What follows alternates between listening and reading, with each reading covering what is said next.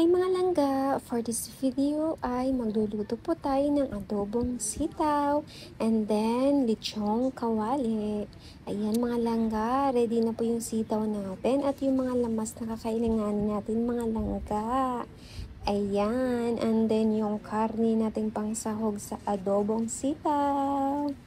Ayan, and then yung kakailanganin din natin pang dagdag lasa, magic sarap at saka garlic powder. And then ready na din po yung lechong kawali natin mga langga. Ayan, tinimplahan ko na yan at binabad ko na lang din siya sa suka.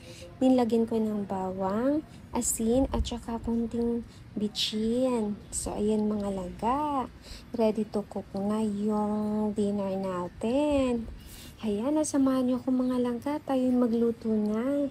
So una, ayan, sinangkotsa ko muna yung karne na pangsahog natin sa adobong sitaw natin mga langga.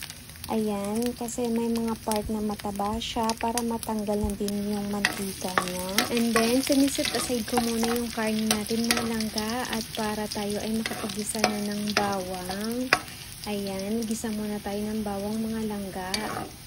Ayan, hayaan po natin mag-golden brown po yung bawang natin para mas mabango. Ayan.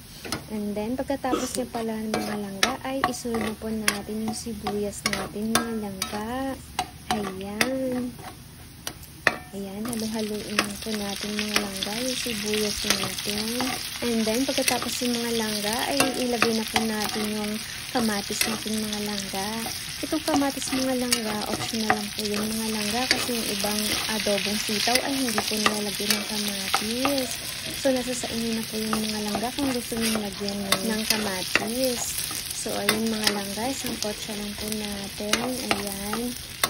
At ihalo na po natin yung karne natin mga langga. Ayan. Halo-haloin lang po natin ng mabuti mga langga. Ayan. And then, pagkatapos yung mga langga, ay lagyan na po natin ng toyo mga langga. Ayan. Depende po sa inyong mga langga kung gaano kadami yung toyo yung ilagay ng mga langga. Kailangan tansya-tansya na lang po mga langga para hindi din ganun kakaalat. So, ayun mga langga, halo-haloin lang po natin. Ayan. And then, ayan mga langga. Halo-haloin lang po natin mga langga para maging pantay po. And then, pagkatapos yung mga langga, ilagay na po natin yung sitaw natin. So, ayan. And then, halo-haloin lang po natin mga langga. Ayan. Para pantay po at mag-absorb po yung sauce niya sa sitaw natin mga langga. Ayan. Haluin po natin ng mabuti. I-enjoy lang po natin mga langga habang tayo nagluluto. Kasi ako po dyan mga langga ay kumakanta po ako habang nagluluto mga langga. And then pagkatapos yung mga langga ay tatakpan po natin. Ayan. And then hinayaan ko muna siya mga langga within 5 minutes. And then ayan, hinalo-halo ko na naman siya mga langga. Ayan, para mas maging masarap po. At lalagyan po natin ng konting tubig mga langga. So ayan, halo-haloin natin ulit mga langga. Ayan, para mag-absorb po yung sauce niya sa pinakasitaw natin mga langga. And then takpan ulit natin. And then after that mga langga ay halo-haloin natin ulit at malagyan na din natin ng suka mga langga. Ayan, nasa inyo na po mga langga ha, kung ano po yung gusto nyo, yung adobong medyo maasim talaga. So, kayo na po magtansya mga langga sa suka natin.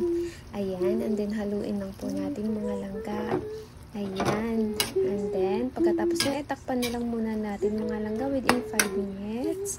Ayan, and then dito na tayo maglagay ng konting paminta. Ayan. And then, konting magic sarap. Ayan. Depende po sa inyong mga langga yung panlasa niyo po. Ayan. And then, halo-haluin na po natin mga langga. Ayan. Malapit na po maluto yung adobong sitaw natin mga langga. Takpan lang po muna natin ng konti. So, ayan mga langga. at maglagay na po tayo ng konting oyster sauce. Ayan, nasa inyo na din po mga langga kung gusto niyo lagyan ng oyster sauce mga langga. Ako po, nilagyan ko po siya ng konti. Ayan, and then halo-haluin lang din po natin mga langga. Ayan, naamoy ko ng mga langga. Sobrang bango na talaga siya. So, ayan ang mga langga. Luto na po yung adobong sitaw natin mga langga. Ayan. Yung gusto ko po kasing adobong sitaw mga langga is yung half cook po mga langga. Ayan, ayoko po yung sobrang alata. Ayun, ito po yung gusto kong luto mga langga, yung half cook lang. Ayan, yummy, yummy, yummy, yummy. So, sa kabilang side naman mga langga, ay nagluto na po ako ng lechon kawali. Ayan, dagdag ulam natin sa dinner mga langga. Ayan, madali lang naman lutuin ito mga langga. Tinakpan ko lang siya para hindi po magtalisikan yung mantika. So, ayan mga langga, konting-konti na lang at pwede na po natin maibaliktad yung lechon kawali natin mga langga. So, ayan ang mga langga, malapit na po maluto yung lechon kawali natin mga langga. So, ayan. Ayan ang mga langga, yummy, yummy, yummy. Ayan, ready na po yung dinner natin mga langga. Please follow, comment, react, and share my this video mga langga. Ingat kayo palagi at lagi niyong tandaan, mahal ko kayong lahat. Thank you for watching. God bless. Bye!